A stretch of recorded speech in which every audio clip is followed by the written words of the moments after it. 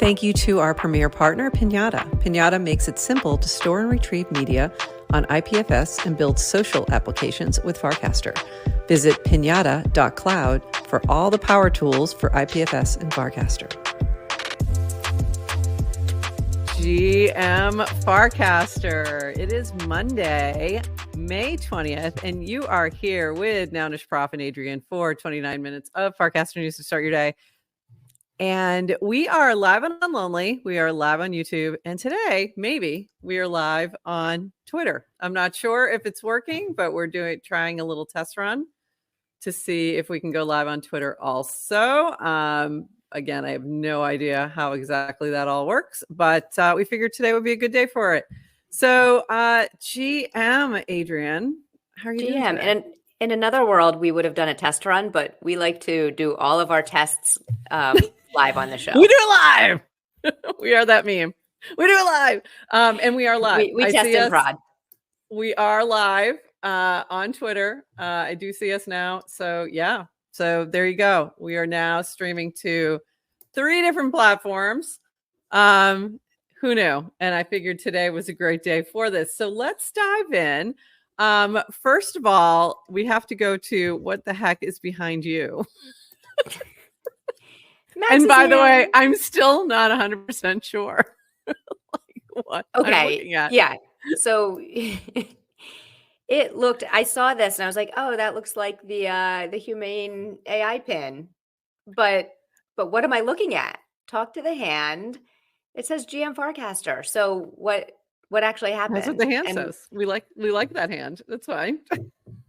Okay, my theory, and he later said he just got the pin, so he hasn't written about it or given any comments. But my theory is that he's looking at Farcaster on his computer, and he asked the pin, "What am I looking at?" and or what asked for a recommendation, and the pin gave GM Farcaster is what I'd like to believe. It's something along those lines. Yeah. And he said something about it keeps telling me about GM Farcaster, which that's fantastic. So very interesting. But thanks, Max. We appreciate you for thinking of us, even when you didn't want to. I told him he can put CMO of GM Farcaster on his business card. Feel free. He's our new brand. Oh, cool. So when people ask us for our brand manager, now we can just point them to Max. Fantastic. And speaking of somebody who asked me for our brand manager, this is Chris co-created, and his interview is now out. And it was funny when he was talking about putting together his art piece that's still minting for, I think, another week or so. He said, which font do you use? And I gave him like 3 different ones. And he's like, can I talk to your brand manager, please? I'm like, yeah, you're talking to her. And he knew that. But anyways, thank you, Chris, for chatting with us. It was really fun. It was definitely a great chat. I love having these sort of artist journey chats because they're always a little different than what I'm normally talking to these folks about. So it's been really fun. So no doubt talk and just chatting about art, and it was pretty amazing. So go check that out. And if you are a Wow or Mole hyper sub, you well, actually for Wow, you had this airdrop to you, and like can go ahead and mint this if they would like. A few other fun things happening here. Feature Friday. This is from V. Reach more people with message requests. If you message someone who doesn't follow you, it goes to their requests inbox until they reply. So, and then HT to Diodad and Blockheim. So this is pretty cool. So this is like on Twitter when you have that sort of other inbox, if you will, that's like the request inbox that usually is just spam. At least it will allow for maybe some potentially good outreach to happen as well. So, but keep it filtered, which is helpful. So I thought this is a great new feature. I haven't gotten any requests yet. Have you? I don't think so. Nobody wants to talk to me yet. This is a feature we definitely didn't need last year. Yeah, definitely not. I have had a couple times when I did need it. So for people I was trying to reach out to and didn't realize they weren't following me, and it would have come in handy a couple times. Yeah. So yeah, But yeah, but definitely no, just not something. when there were only a few hundred people here and the entire feed was just one big group chat, you didn't Yeah, really need to exactly. Didn't partition really your need to your direct. direct Yeah, cast. you could just reply. They would see it. This from Dan, small improvement for Warpcast mobile. Multiple links will display in a more compact format. No algo penalty for links, just making them take up less visual space, especially on small device. Also, more gracefully degrades handles when open graph data doesn't render. So I thought it definitely has a nice look and feel. And also it just reminded me that the other thing that I really like on Warpcast is that if you click on it, it takes you to your browser.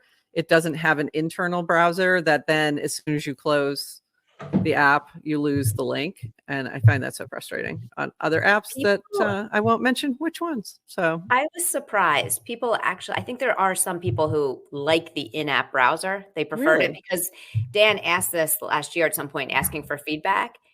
And I'm aggressively anti in-app browsers. Yeah, I mean, I get why social media companies do them to Because keep they don't want you to leave.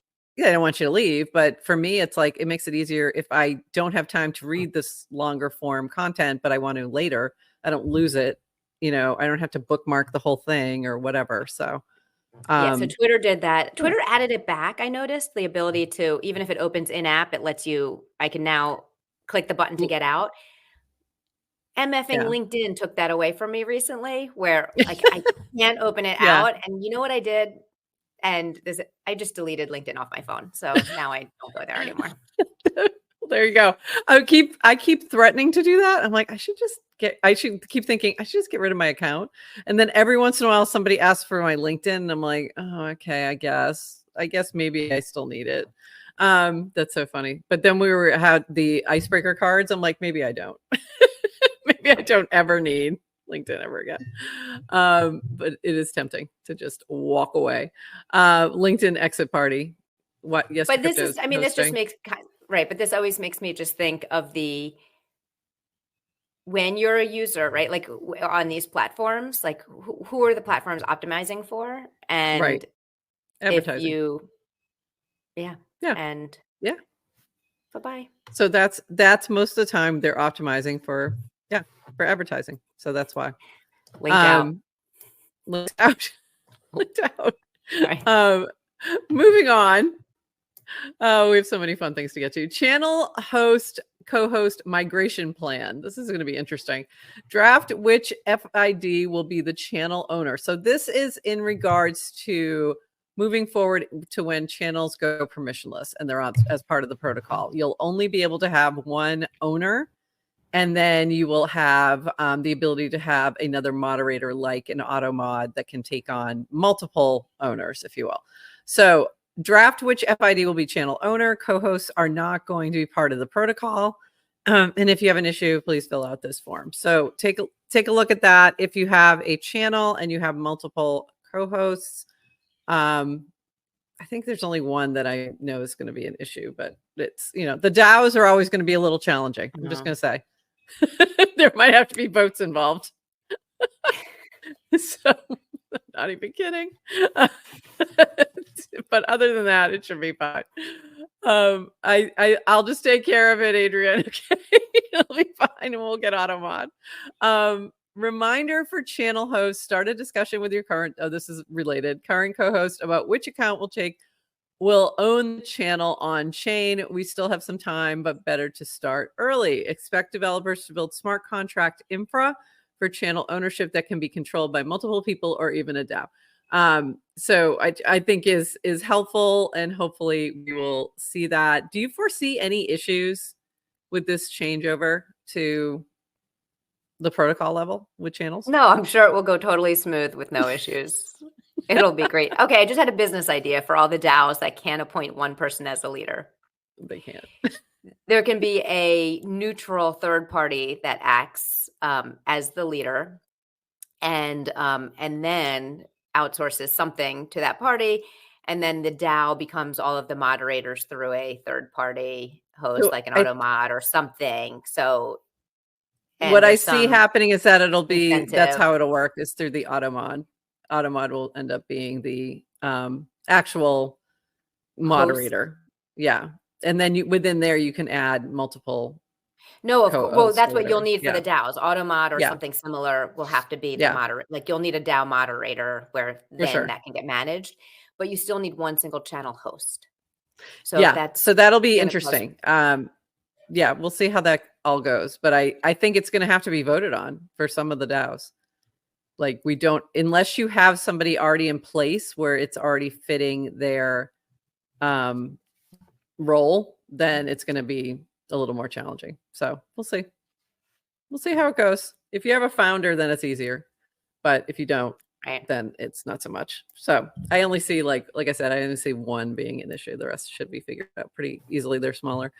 Less Automod is open source. Oh yeah, there's going to be costs involved too. Issues requiring for features. It's not, I don't think it's open source. And also I think there might be some cost involved. So that'll be another thing that some of these on-chain communities will have to figure out.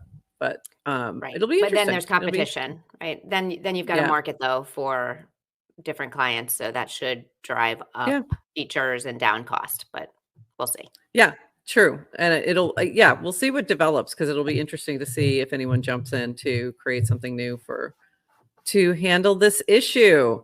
All right, moving on.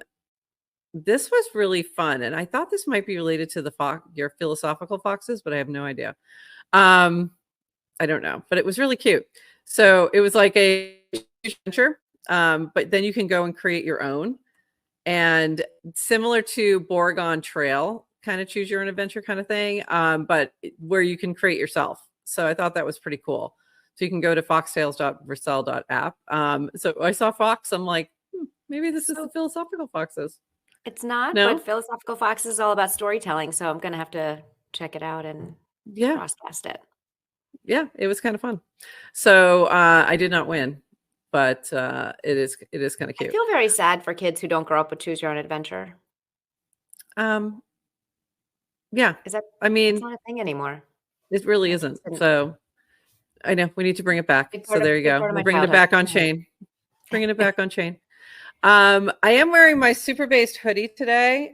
Finally got it. So very excited. And just in time for a whole big old store full of super based merchandise from Toady Hawk.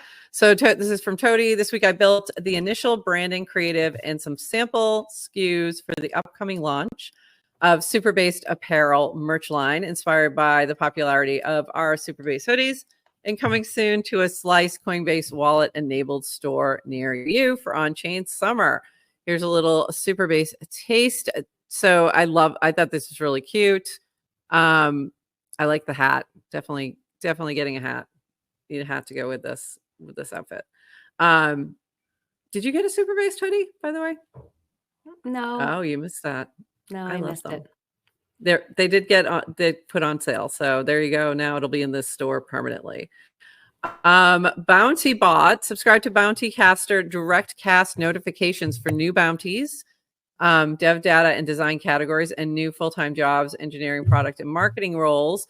And if I'm correct in seeing this, this is one of the first implementations of the direct cast through the programmable DCs. Yes. Yeah. Is this the first time you've seen anything?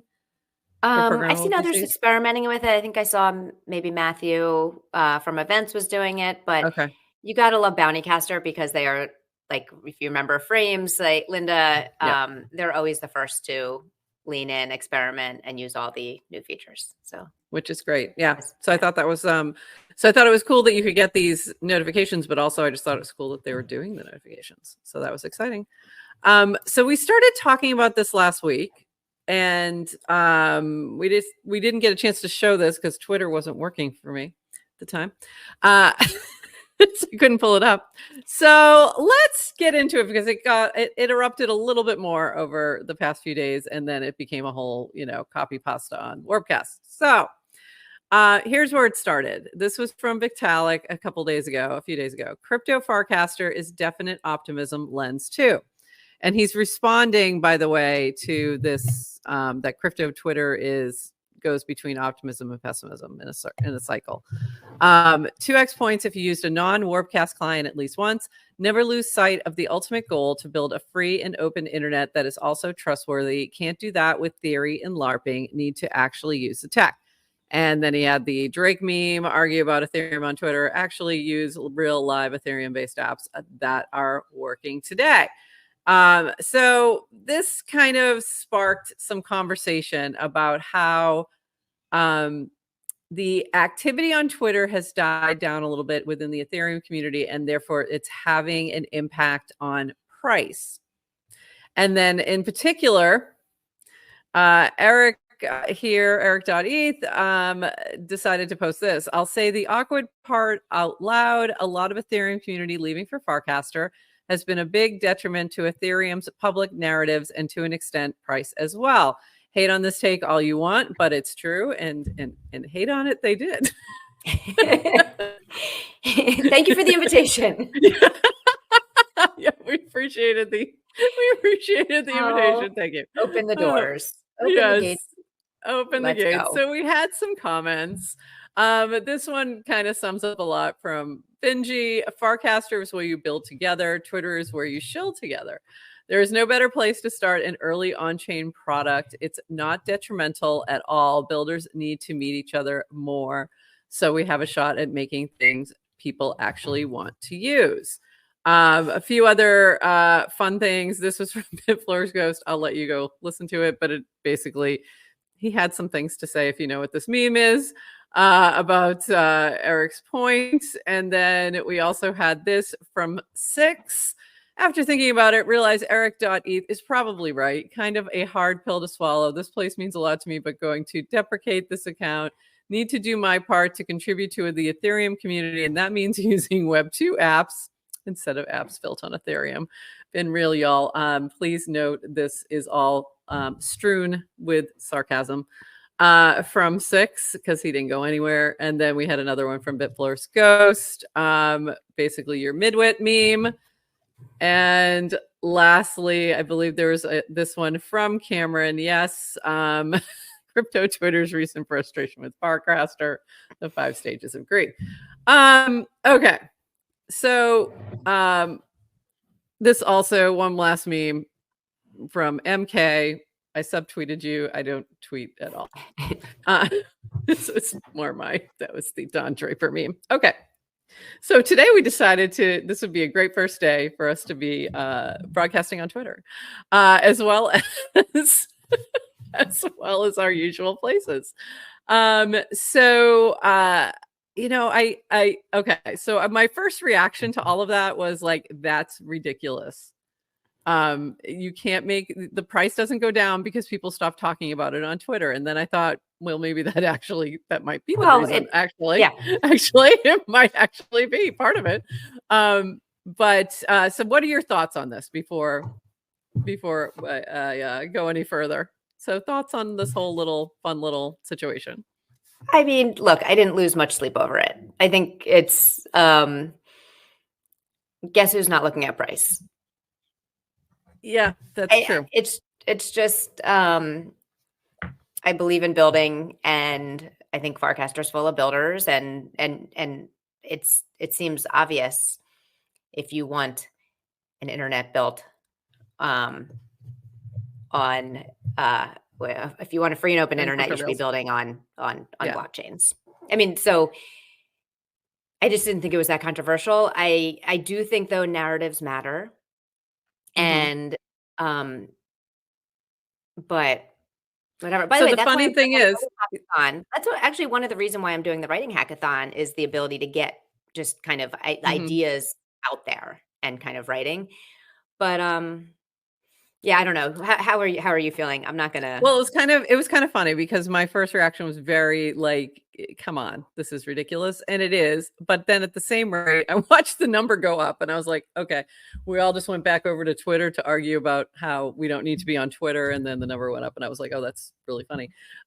Still don't think it's that related, but I do think there is something to where the conversation happens in terms of reaching new eyeballs. So, okay, I will give you that much, but also I don't think that spending all my time arguing on Twitter is a good use of my time either. So, I think, I can understand some of the criticism a little bit, but I think also it's a little overblown. And when Twitter's so unworkable at times in terms of the, interactions that you're having are not very productive, it makes you want to go elsewhere. So I look at Warpcast and Farcaster as a social network. I don't see Twitter as much as a network anymore as it is media. It's more broadcast out rather than connecting to. I think it goes back and forth sometimes. It has moments where it feels a little bit more connective, but right now doesn't feel that way. It feels more broadcast out to me. So that's my 2 cents.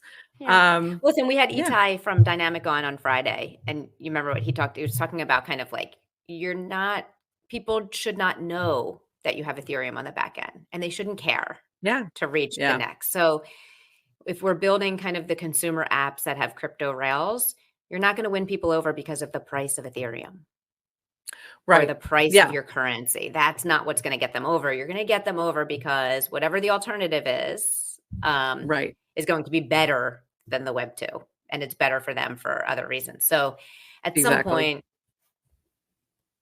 it shouldn't matter. It's going to be the product that they think is important to them for one reason or another, whether it is the thing that makes their business run easier and saves them money because they're doing crypto payments and they're not having to process credit cards somewhere down the road, or they're buying like a cute little pudgy penguin toy and it has some kind of NFT that's connected to it and they go and play and their kid loves it. You know what I mean? So it can be all these different reasons why people find this technology and find their way to crypto, but it's probably not going to be because we're arguing on Twitter about the price of Ethereum. Yeah. Probably not. But who knows? Stranger things have happened. It was like, okay, did the price just go up because we all went back to argue on Twitter about how we don't need to be on Twitter? I'm like, that's interesting. Anyway. And maybe it's because I'm not super active on crypto Twitter, but I didn't find the discourse super toxic. And it was actually like, I don't know, it seems like people took it and even came around and kind of came out to like, oh, maybe both matter. Yeah. And I think both do matter. Yeah. And I think it's very easy for me to get defensive, but I do think there's, I get what they're saying. I get what some of them are saying. The ones who are looking for true discourse about Ethereum, I'm with you. The ones who just want number to go up by us like shilling more, no, I'm not with you. Yeah. So there's two different things happening. Okay, moving on, and for a great example of why we love Farcaster and Warpcast. This from Ben. Bumping this standing offer to the community, hearing lots of it's cool but not venture backable, but not getting more guidance. DC me. I'll help you think through what to do about it, including whether you even should do anything. No cost, no catch, just because. So I think this is part of the reason why those of us who spend more time on Warpcast and Farcaster do so, than we used to. Yeah. Things like this, right? And what people are building. And speaking of building, but then what's the catch? Yeah, there's no catch. What's the catch though? And no catch. No catch. I love this too. In base builds this week, I built the global translate action to bring communities together. I upgraded GPT-4 to the new GPT-4 0. Is it O? I think it's O for faster translation throughput. auto language detection from the cast source language, and mobile friendly frame sizes for smaller devices. So I thought that was really cool too. We've talked about this before where translation can really make a difference because we've seen issues with people getting their cast seen because they're speaking in different languages or what have you. But starting to break those language barriers down, I think could be huge. And then this from Les, going on my third summer here. Summer is usually slower. People actually try to do vacations and family time. People do that. That's crazy. Yes. Yes, people do. Okay, people do. I should probably think about that. No matter your you know what summer is. Come on. I don't really take summers off. That was usually when I was doing other things, like other work things. No matter your latitude, longitude, let's see if this year is the same. FarCon signals summer is coming. I think that this year will be different. I think you'll see a lot of activity in the summer, a lot of building in the summer, and not as much a vacation on the summer. Just my opinion. I think I've seen way too many people planning things for on-chain summer. What do you think? We'll see. We'll see. Love that this is like the second FarCon and we're already like, oh, it's a thing. FarCon signals, like we have trends. And I don't know if you actually pulled this cast, but someone said like, oh, it just seems like after FarCon, it's completely dead and quiet. Yes.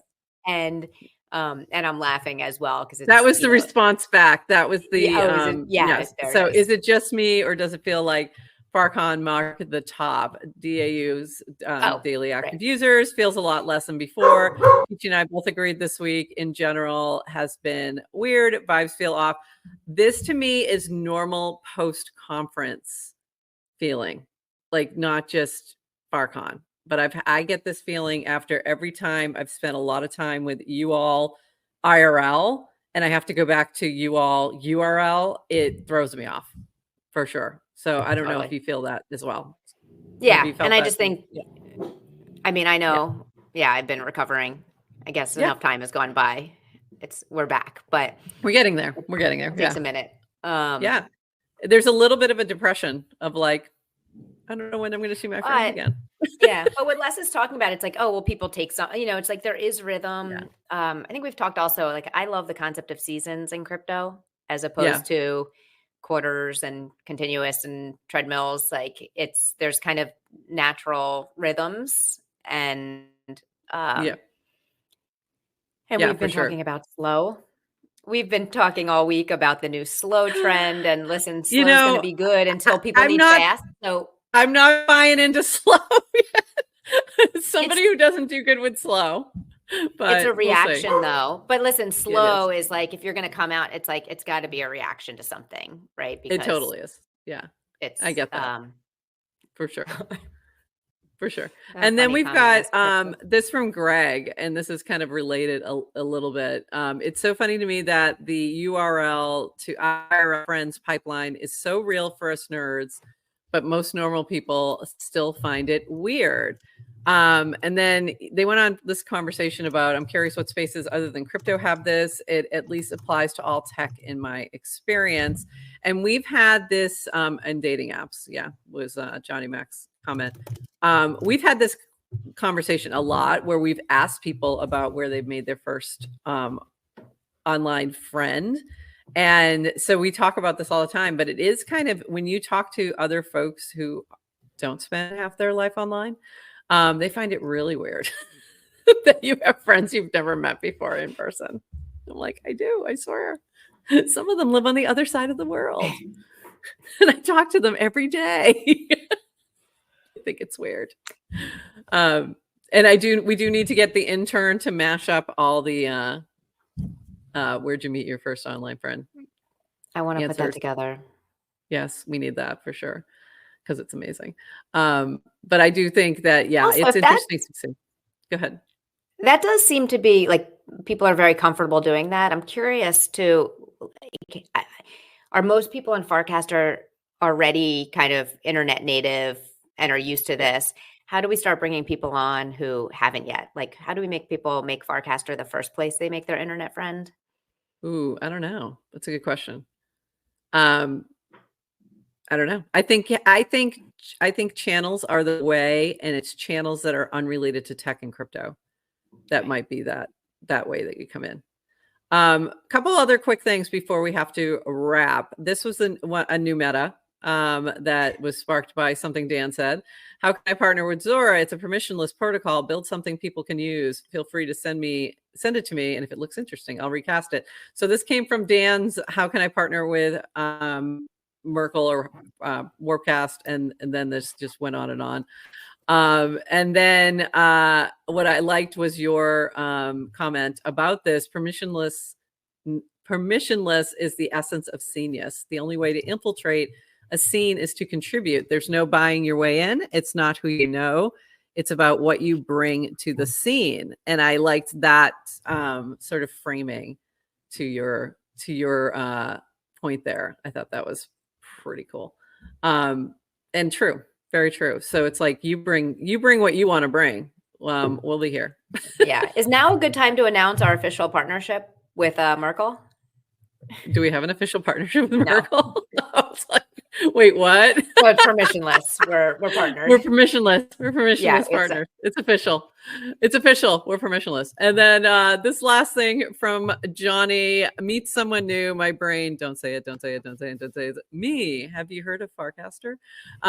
Yeah, that's pretty much me. Oh, we're so cringe. So cringe. So cringe. And with that, we ran a little bit over. Lots to talk about today. And I can tell that, guess what? We have quite a few viewers from Twitter today. Yes. So thank you for joining us. We are here every Monday, Wednesday, and Friday at 8:30 a.m. Eastern. And we will be back on Wednesday this week. We also did drop our Here for the Art with Chris co-created. So that episode is out now, and you can go give it a listen. And with that, we will see you Wednesday, and bye-bye.